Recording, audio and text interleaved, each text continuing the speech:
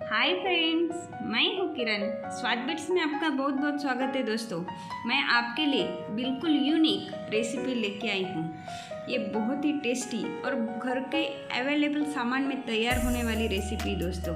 बारिश का मौसम है, हर एक के सर्दी खांसी गले की खराश ये प्रॉब्लम हो, ऐसे समय पिएंगे तो आपके मुंह में टेस्ट आएगा और आपको अच्छा लगेगा। बस तो फिर ऐसी यूनिक रेसिपी को स्टार्ट करते हैं। मैंने यहाँ पे गैस पे एक कढ़ाई रखी है।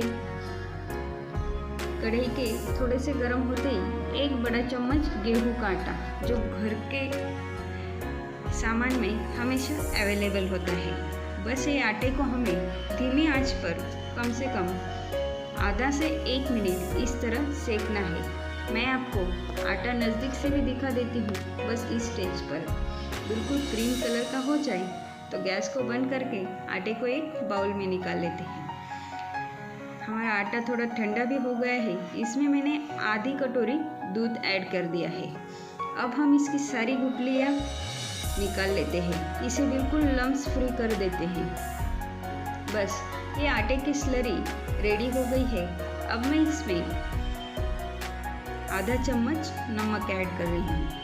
नमक आप आपके स्वादानुसार कम ज़्यादा कर सकते हैं। 1 चम्मच शक्कर और 1 कटोरी पानी। 1 कटोरी पानी ऐड करने के बाद हम चेक कर लेते हैं। मुझे लगता है आधी कटोरी और डालना चाहिए, ताकि हमारे आटे के सूप जैसी कंसिस्टेंसी पकने के बाद तैयार हो।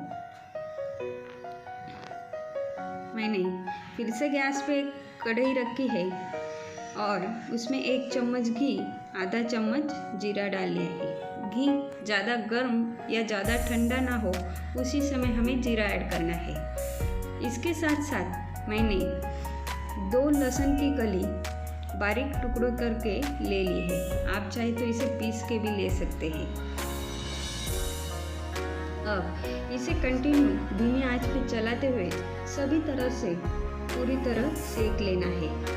इसका कलर बिल्कुल क्रीम या थोड़ा सा डार्क गोल्डन हो जाए, बस इस स्टेज तक। फिर हम इसमें तैयार की हुई आटे की स्लरी ऐड कर देंगे।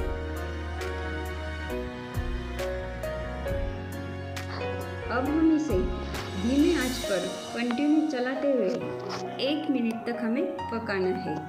साइड में दूध की जो मलाई जम रही है उसे भी निकालते जाएंगे और इस तरह चलाते हुए 1 मिनट तक पकने के बाद हमारा आटे का सूप तैयार है। इसे मेरी बड़ी सास घाटा बोलती थी। ये उनकी रेसिपी बहुत स्वादिष्ट है।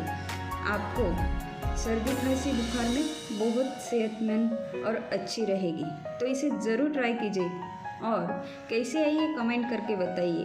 आपने अगर मेरे चैनल को सब्सक्राइब ना किया हो दोस्तों, तो प्लीज़ मेरे चैनल को सब्सक्राइब कीजिए, बेल आइकन को टिक कीजिए, ताकि नए नए वीडियोज़ के अपडेट्स आपको डेली मिलते रहे। वीडियो देखने के लिए धन्यवाद। फिर मिलेंगे एक नई रेसिपी में, तब तक के लिए बाय बाय।